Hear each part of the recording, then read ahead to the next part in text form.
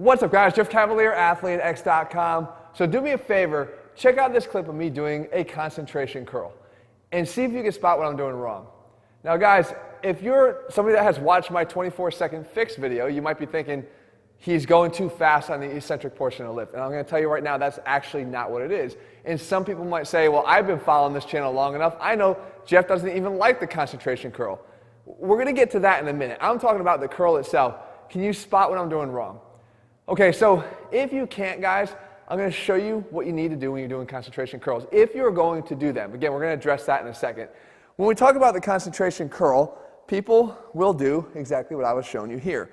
They'll curl here, and then down, and then they'll come up here, and then down. Now, the purpose of doing the concentration curl is what? People will argue that it's to get a complete contraction on the biceps, to feel the biceps contracting, to give you better mind-muscle connection if you have a problem with your biceps in that way. And a lot of people do, actually. So if that's the argument, I'm going to show you where some of the major flaws are with that. First of all, if they're doing them like this, which I see a lot of people do, that's a major mistake. Because the position of the elbow is the first thing we want to concentrate on. You can't be resting your elbow here on your thigh and going down like this. You literally are creating a seesaw effect. When the weight comes down this side, it almost springs the weight back up again. And a seesaw effect back and forth over the thigh. So whatever weight you think you're lifting here, you're actually lifting a lot less because of that mechanical advantage. Speaking of mechanical advantages, if you're going to do it the proper way you think, you're going to take your elbow, you're going to put it on the inside of your leg. You know better. You're not going to rest it on top. So you know better. You put it right here. And now you start curling. I'm going to raise my arm up here so you can see something very important. They're going to do this. Now, the reason why that's a problem, firstly, is because they're actually now taking that elbow and they're using it for leverage. The elbow is actually pushing into the thigh. And by pushing into the thigh, it's giving me leverage to lift this weight. Now, if you don't believe that's actually happening, all you have to do is look at the involvement here of the side and front delt when I get to the hardest part in the range of motion here, which is the midpoint. Why does that happen? Because when it's its most difficult, which is right here, then my delt has to sort of kick in to help me to push this up, right? The delts are becoming active because I'm pushing my arm into an immovable object, which is my leg, and that's helping to then get some leverage in the opposite direction. It's the same concept as when we're doing a lat pull down and you're pulling down but pulling up with your legs, right? Pull your legs up into the seat and pull down. That's good because you're using your legs for a muscle group up in your upper body. But when we're using leverage here of a muscle that's right here and oftentimes too involved in a curl, that becomes a problem, right? They're right next to each other. So it's a different scenario than that lat pull down. So then what you would say is, well, then I can't do that. I got to get my elbow off of my thigh, put the back of my arm, the tricep up here against the inside of the thigh, and then curl from there. And now I'm doing the right thing.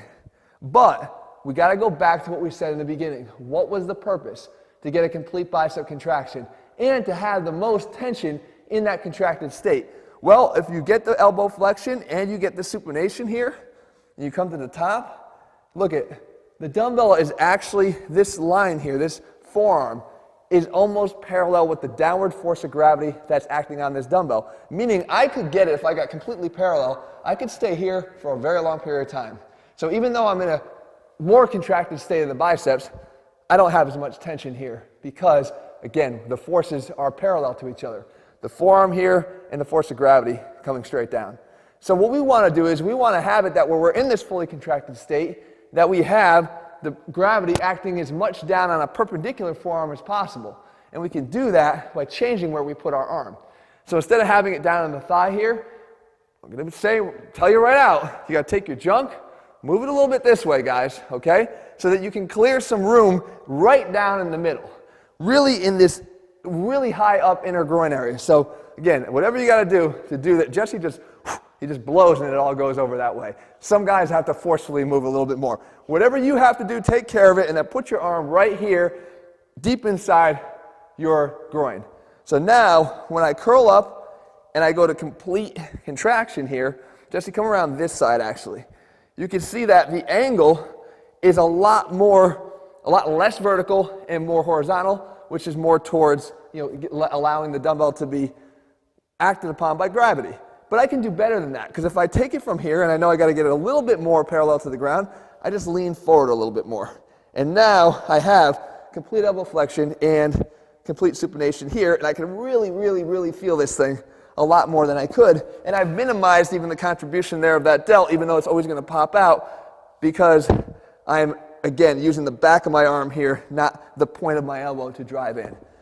Now, let's go to the people that say, Jeff, I remember you said you didn't like the concentration curl. It wasn't the best thing to do. No, for a few reasons. Number one, I like more athletic exercises at any opportunity I can. We train athletes here, so I try to get more athletic, which means if I can be on my feet, I like that better. But more importantly, if you're going to go for a complete contraction of the biceps, where was the flexion of the shoulder? Because we know by virtue of the connection of the long head of the biceps past the shoulder joint to the upper portion of our glenohumeral joint here, we have room for shoulder flexion here that it has to be part of the complete contraction. So I want my arms up, and if we're down here, we're not getting that. So what I opt for, whether you do it with a cable machine or whether you do it with bands, is something that gets your arms up into this position, allows for the supination, allows for the elbow flexion. So we do this. We come here, and we curl up and in this way. And I've demonstrated variations of this before, but you can see that now I've got all three components. I got the flexion, the supination, and then the shoulder flexion as well. Okay, so I really can get a complete bicep contraction. I can feel this thing balling up on me. You want to make this cooler? You do this. You come up here. Why is it athletic? The only thing holding me in this position is the strength of my posterior chain, my glutes, my low back. Because if I let go, my whole body wants to fold that way. So all the muscles on the posterior chain have to contract here to allow me to be in this position here. If you want to overload it from here, you step back and you step back. You come in and you come in and down. Pull it up, back, back, nice and tight on the lower half, and in. Up, back, back, in, and in. One more time. Up, back, and again, you get this isometric component in the middle by prolonging it with the stepping. So, guys, it's important to put the science into what you do in the weight room because it matters. If you're going for that intended purpose of trying to get the full contraction, that's what you're going to use to activate your biceps, whatever the reason why, that could be a good, valid reason, but if you're not backing it up with the true science, it's not going to matter. Here we just did that, and again, if you want to make the tweak over there, you could do it there too. The position of your arm matters, just like everything else, guys. We put out a step-by-step program where I pay a close attention to detail on everything we do in every workout and every exercise. I think that's what gives us the advantage and makes our programs as effective as they are. They're all available over at ATHLEAN-X.com. You can get yours today. In the meantime, if you found the video helpful, leave your comments and thumbs up below. Let me know what you want me to cover in a future video, and I'll do that for you. No doubt about it, guys. I'm always glad to read your comments and suggestions below. All right, see you soon.